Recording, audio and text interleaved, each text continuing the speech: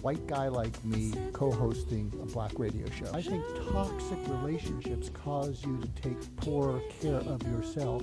If you can recognize danger, if you can pause, if you can take some breaths, refocus, and engage, you might be able to dodge a bullet that you're going to send or coming towards you. One of the things that men don't get is that often women need to vent first to clear their mind.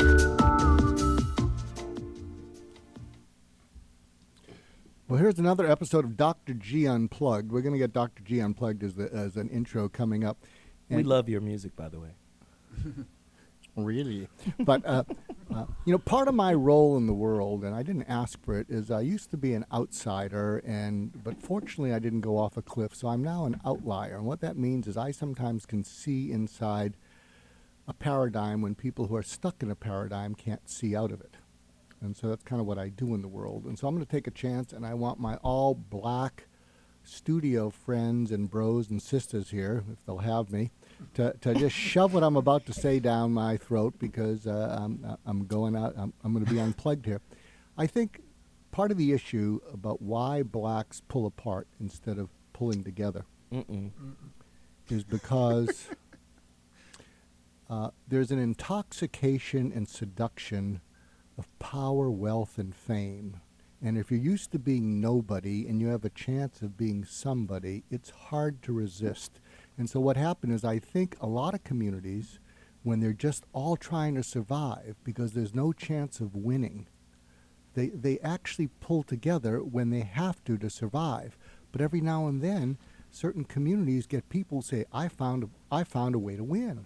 I found a way to be powerful. I found a way to be wealthy. I found a way to be famous. And part of what my black colleagues here talk about is, and as soon as you become all those things, you leave the community. You don't support it.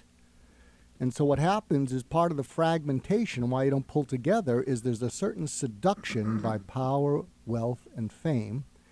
And I will tell you, because I love T-Radio V, but a lot of the people on T-Radio V have much more fame than they ever have power or wealth. First off, let me just say this. I'm going to push back first. I'm not finished.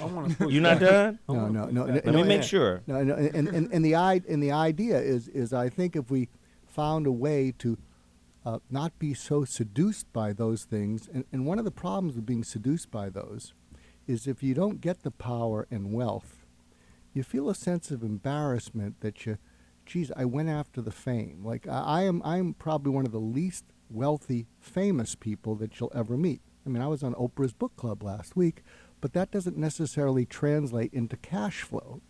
And I'm trying not to be so seduced by being famous, but it's very seductive. Go ahead, Zoe. What makes you think we gonna let you come in here and talk to us like that when we go off on Bill Cosby for saying the same shit?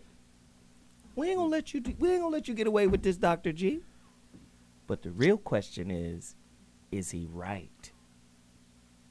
I say no. I say 50-50, and I'll tell you why.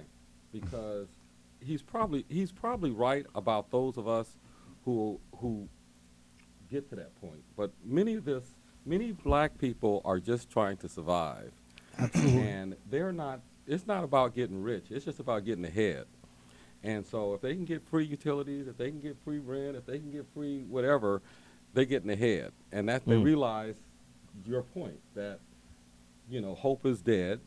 And so what do I do? And so first they start off just trying to get ahead. Now, if they happen to get ahead in a game, such as rap or entertainment or music, and they blow up, then you're right. But the beginning part of it, I think, is even deeper than that. I think black people are starting off just trying to get. I think they're just trying to survive. I think getting ahead is like winning the lottery. But we have to remember, surviving and getting ahead, that's not living. Let's just keep that in context. That's true. And that brings us back to what today's topic is.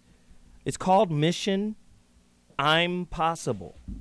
And I'm positing this question with regards to, is Detroit, is Michigan, is Flint, and other areas like that savable? Is it something black people can kind of organize around and see an opportunity in what's going on there. The water crisis.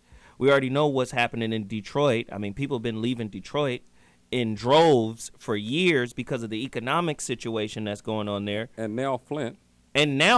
Right? So today's topic, again, an investigation into the possibility of black people saving Michigan and other urban cities across the country from itself. Can black people unify in such a way that we can take advantage of what looks like disaster?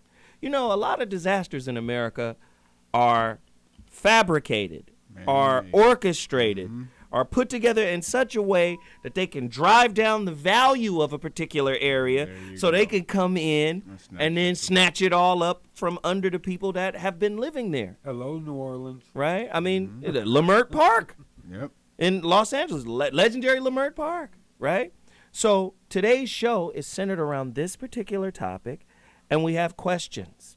First off, we want to update ourselves on what's going on in Flint in terms of the water, right? And if Flint is still a viable real estate situation? Is Detroit a viable business situation? How can we take advantage of what looks like a dilapidated thing?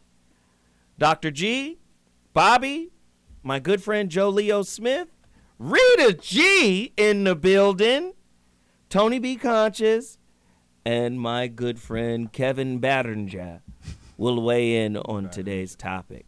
Be more.